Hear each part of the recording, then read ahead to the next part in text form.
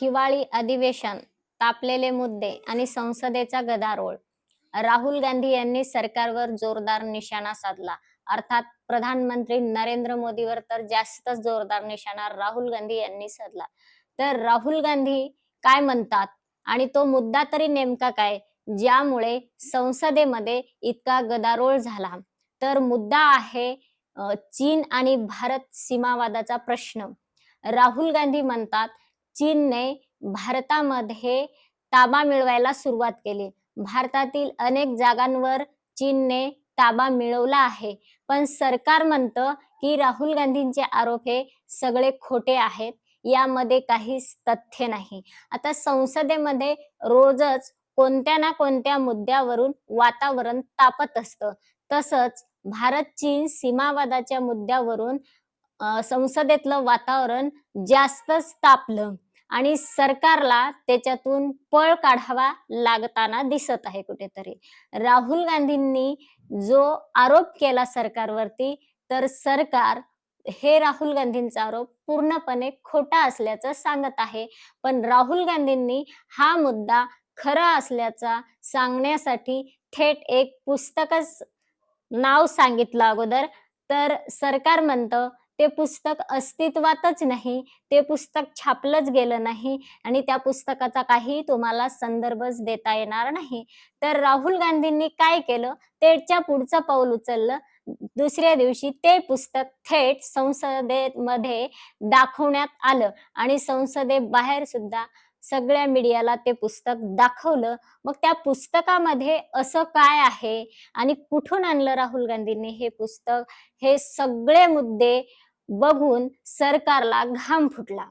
आता नरेंद्र मोदींवर निशाणा साधत असताना राहुल गांधी म्हणतात की नरेंद्र मोदी भारत चीन या सीमावादाच्या मुद्द्यावर चूप बसतात. त्यांना काही प्रश्न विचारला की ते त्याच्यातून पळ काढतात.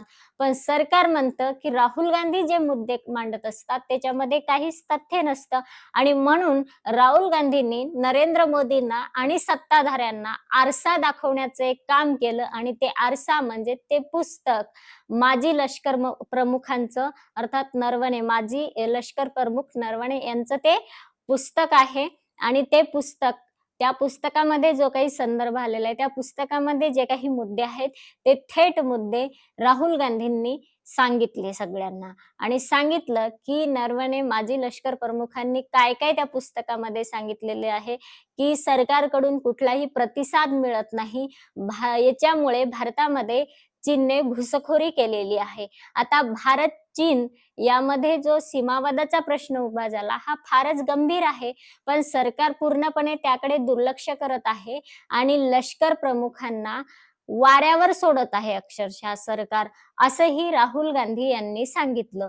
पण सरकार मात्र वारंवार सांगतं की हे सगळं खोटं आहे आणि हे जर खोटं आहे तर मग आरशामध्ये पाहिल्यानंतर खरं काय आहे ते प्रतिबिंब त्याच्यातून दिसतं आणि अर्थातच सरकारला आरसा कोणता दाखवला तर ते हेच पुस्तक आहे जे नरवणे यांचं आहे आणि त्याच्यामध्ये नरवणेंनी स्पष्ट केलेलं आहे की चीन घुसखोरी करत आहे आणि भारतामध्ये अनेक ठिकाणी चीनने ताबा मिळवलेला आहे आणि लष्कर प्रमुख जेव्हा संबंधित नेत्यांशी संपर्क साधतात तेव्हा कुठलाही प्रतिसाद लष्कर प्रमुखांना मिळत नाही. त्यामुळे चीन भारतामध्ये ताबा मिळवण्यासाठी यशस्वी होत आहे. आणि का बरं सरकार चूप बसत आहे या मुद्द्यांवरती, का पळ काढत आहे, सरकारला काय राजकारण करायचं आहे यामागे आणि ही घुसखोरी अशीच जर चालू राहिली तर भारताला एक मोठा धोका निर्माण होऊ शकतो, असंही राहुल गांधींना सांगायचं आहे. पण सरकारला याचं काहीच पडलं नाही का? कारण राहुल गांधी जेव्हा जेव्हा असे मुद्दे उचलतात तेव्हा तेव्हा सरकार राहुल गांधींच्या मुद्द्यांना डावलतं आणि राहुल गांधी सगळं खोटं सांगतात असं जनतेला भासवून देतात. पण मग खरं काय आहे हे सुद्धा जनतेला कळायला पाहिजे. राहुल गांधी जर खोटं सांगतात, आता सरकार सांगते एकीकडे की ते पुस्तक नाहीच. राहुल गांधी ज्या पुस्तकाचा संदर्भ देत आहेत ते पुस्तकच नाही, ते पुस्तक अजून प्रकाशितच झालं नाही आणि ते पुस्तक कुठंच नाही. मग पुस्तक नाहीच, पुस्तक प्रकाशितच झालं नाही, तर राहुल गांधींनी थेट पुस्तकच दाखवलं. मग आता या मुद्द्यावर सरकारचं म्हणणं काय आहे, ते सरकारने सुद्धा स्पष्ट करायला पाहिजे. कारण की चीन कुठून कुठे घुसखोरी करत आहे, हे इकडे आमच्या भारताचं हृदय असणाऱ्या लाखो खेड्यांना काही माहिती नसतं, की चीन कोणीकडून येत आहे, चीनचं सैन्य कुठे घुसखोरी करत आहे, कुठे भारतामध्ये ताबा मिळवत आहे, कुठे-कुठे मिळवला आहे. मग हे कुणाला माहीत असायला हे सगळं लष्कराला आणि सरकारला माहीत असतं. मग सरकारने स्पष्ट करायचं असतं. पण सरकार याच्यावर न बोलता जर विरोधी पक्षाच्या नेत्याला यावर बोलावं लागत असेल, तर मग हे कुठेतरी अवघड आहे देशासाठी. कारण हे सरकारने याचं नियंत्रण करायला पाहिजे असतं. पण का आता काही जनतेनं जायचं का तिथं? जनतेने पाहायचं का? कुठे येत आहे चीन म्हणून? कुठे-कुठे ताबा मिळवत आहे?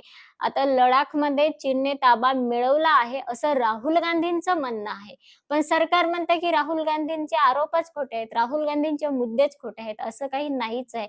मग जो मुद्दा त्यांनी सांगितला की पुस्तक सुद्धा खोटं आहे, पुस्तक अस्तित्वातच नाही, पण खोट्या पुस्तकाचा जे पुस्तक अस्तित्वात नाही अशा पुस्तकाचा संदर्भ राहुल गांधी देत आहेत.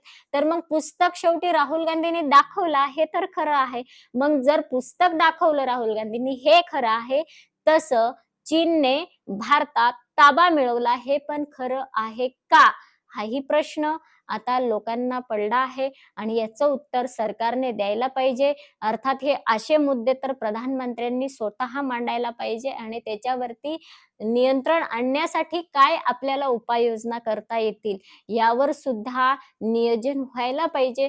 पण हे होताना काही दिसत नाही. अशा चर्चा सरकारकडून होताना दिसत नाहीत. त्या विरोधी पक्षाला काढावं लागतात आणि जेव्हा विरोधी पक्षाचा नेता असे मुद्दे मांडतो, तेव्हा ते विचारात न घेता त्यांना डावलून ते कसे खोटे आहेत हे संसदेत दाखवलं जातं. खरंच हे असं दाखवण्याची काही आवश्यकता आहे का खोटे आहेत मुद्दे म्हणून? जर खरंच असे काही मुद्दे असतील, की ते कोणी मांडलेत याला महत्त्व नाही. ते मुद्दे काय आहेत त्या मुद्द्याला महत्त्व दिलं पाहिजे. विरोधी पक्षाचे आहेत, राहुल गांधी काँग्रेस पक्षाचे आहेत. मग राहुल गांधींनी एखादा मुद्दा मांडला, तर तो कसा खोटा आहे हे सांगणं महत्त्वाचं नाही. का? तर ते काँग्रेसचे आहेत, ते विरोधी पक्षाचे आहेत, ते सत्तेत नाहीत. त्यांचा पक्ष सत्ताधारी नाही म्हणून त्यांनी कुठलाही मुद्दा मांडला तर तो खोटा आहे असं सांगण्याची गरज नाही. उदाहरणार्थ राहुल गांधींनी आता या भारत-चीन सीमावादाच्या प्रश्नासारखाच राहुल गांधी नेहमी एक मुद्दा मांडत असतात भारतातील युवकांच्या बेरोजगारीचा. मग काँग्रेस पक्ष सत्तेमध्ये नाही, अर्थात राहुल गांधी सत्ताधारी नाहीत. मग राहुल गांधींनी जर बेरोजगारीचा मुद्दा मांडला तर तो खोटा आहे. भारतामध्ये बेरोजगारीच नाही, भारतामध्ये सर्व तरुणांना नोकऱ्या देण्यात आलेल्या आहेत आणि सर्व तरुणांच्या हाताला उद्योगधंदे आहेत. भारतातले तरुण करोडपती, अरबपती आहेत, हे सरकार असं सांगत असतं. पण भारतामध्ये किती बेरोजगारी हे ग्रामीण भागामध्ये राहिल्यानंतर आणि शहरी झोपडपट्टीतून फिरून आल्यानंतरच कळेल. असं कळणार नाही. हेलिकॉप्टर आणि विमानांनी, व्ही-आय-पी विमानांनी रोज परदेश फिरत बसले तर कळणार नाही. पण राहुल गांधी सत्तेमध्ये नाहीत, राहुल गांधी सत्ताधारी नाहीत, म्हणून राहुल गांधींचे मुद्दे सगळे खोटे आहेत. मग भलेही बेरोजगारीचा का मुद्दा असेना, पण तो खोटा आहे असं सत्ताधाऱ्यांकडून दाखवण्यात येतं. याला काही गरजच आहे का? आवश्यकताच आहे का? तो बेरोजगारीचा मुद्दा खोटा आहे, तो राहुल गांधींनी सांगितला म्हणून खोटा आहे, हे दाखवण्याची काही गरज नाही. तो मुद्दा कोणत्या पक्षाचा, कोणता व्यक्ती मांडतो हे महत्वाचं नाही. मुद्दा कोणता आहे हे महत्वाचं आहे. म्हणून बेरोजगारीचा मुद्दा आहे तर राहुल गांधी मांडतील काय किंवा सत्ताधारी एखादा आमदार, खासदार मांडेल काय? तो विधान भवनात असो अथवा लोकसभेच्या तो संसदेत असो, कुठेही मांडलेला असो, पण तो मुद्दा बेरोजगारीचा आहे. मग तो मांडो कोणीही, पण तो किती खरा आहे आणि त्याच्यावरती उपाययोजना काय करता येतील, त्यासाठी आपल्याला कोणती योजना अंमलात आणावी लागेल, कोणत्या योजनेवर किती खर्च करावा लागेल आणि ती यशस्वी कशी राबवता येईल, तिची यशस्वी अंमलबजावणी कशी करता येईल, हे महत्वाचं आहे. तसंच अगदी भारत-चीन सीमावादाचा प्रश्न महत्वाचा आहे. जर चीन घुसखोरी करत असेल भारतामध्ये आणि राहुल गांधींनी सरकारवर निशाणा साधला असेल, तर तो मुद्दा इतका महत्वाचा आहे, की राहुल गांधींनी तो मुद्दा मांडलाय म्हणून त्या मुद्द्याला डावललं पाहिजे हे महत्वाचं नाही. तर चीनची घुसखोरी थांबवण्यासाठी काय केलं पाहिजे हे महत्वाचं आहे. यावर चर्चा संसदेत झाली पाहिजे. पण तसं न करता सरकार काय करते, की तो काँग्रेसच्या व्यक्तीने मांडलेला आहे, काँग्रेसच्या पदाधिकाऱ्यांनी मांडलेला आहे, काँग्रेसच्या खासदारांनी मांडलेला आहे. मग तो मुद्दा खोटा आहे असंच सांगायचं. का खोटा आहे? काँग्रेस काही सत्तेमध्ये नाही. सत्ताधारी आपण आहोत. आपण जे म्हणू ते खरं. विरोधी पक्ष जे म्हणेल ते खोटं. ही प्रथाच चालू केलेली आहे आपल्या संसदेमध्ये आणि तशाच प्रकारची आपल्या आमदारांनी विधान भवनामध्ये कुठेतरी ह्या प्रथा अशा बाजूला सारून मुद्दा कोणी मांडतं याला महत्व न देता मुद्दा काय आहे याला महत्व दिलं पाहिजे आणि मुद्द्यावर आलं पाहिजे. त्या मुद्द्यावर चर्चा झाली पाहिजे दोन्ही पक्षांच्या, दोन्ही सत्ताधारी आणि विरोधकांची एकत्र येऊन चर्चा झाली पाहिजे. त्यासाठी कागदावर नियोजन झालं पाहिजे आणि कागदावरचं नियोजन सत्यात उतरलं पाहिजे आणि चीनला धडा शिकवला पाहिजे. चीनला तिकडेच थांबवलं पाहिजे. चीनची भारतामध्ये जी घुसखोरी आहे ती घुसखोरी थांबवता आली पाहिजे आणि ते थांबवण्यामध्ये आपण यशस्वी झालं पाहिजे. हे मुद्दे संसदेत उठायला हवेत. हे मुद्दे संसदेत चर्चेला असायला हवेत. पण रोज पाहिलं तर आपण विरोधक खोटे बोलतात जसं सत्ताधारी सगळं खरं बोलतात आणि समोर बसलेल्या अध्यक्षांना सुद्धा वाटतं सत्ताधारी बोलतील ते लाखात एक आणि विरोधकांचं मिठं चालणं लागतं अध्यक्षांना. हे काय असं बरोबर नाही अध्यक्षांचं. अध्यक्षांनी मुद्दे कोण मांडतंय याला महत्व न देता दोघांचेही मुद्दे काय आहेत आणि ते कागदावर आणून त्याची यशस्वी अंमलबजावणी कशी केली पाहिजे हे सांगितलं पाहिजे अध्यक्षांनी.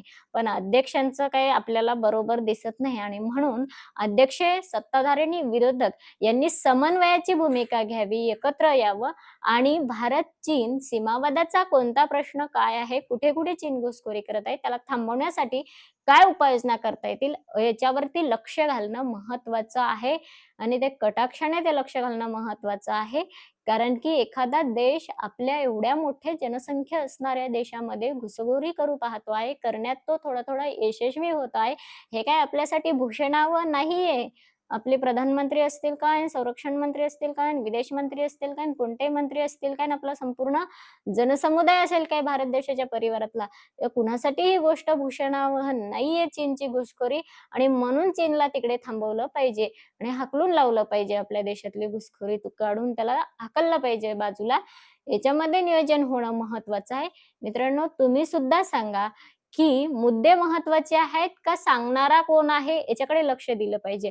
आपल्या प्रतिक्रिया काय आहेत? नक्कीच प्रतिक्रियामध्ये आपल्या जे काही मुद्दे असतील, आपले जे काही म्हणणे असेल ते नक्की कळवा. व्हिडिओला लाईक करा, जास्तीत जास्त शेअर करा, हाईप करायला विसरू नका, सबस्क्राईब करा. जय हिंद, जय भारत. पुन्हा भेटूया अशाच एका नवीन व्हिडिओवरती.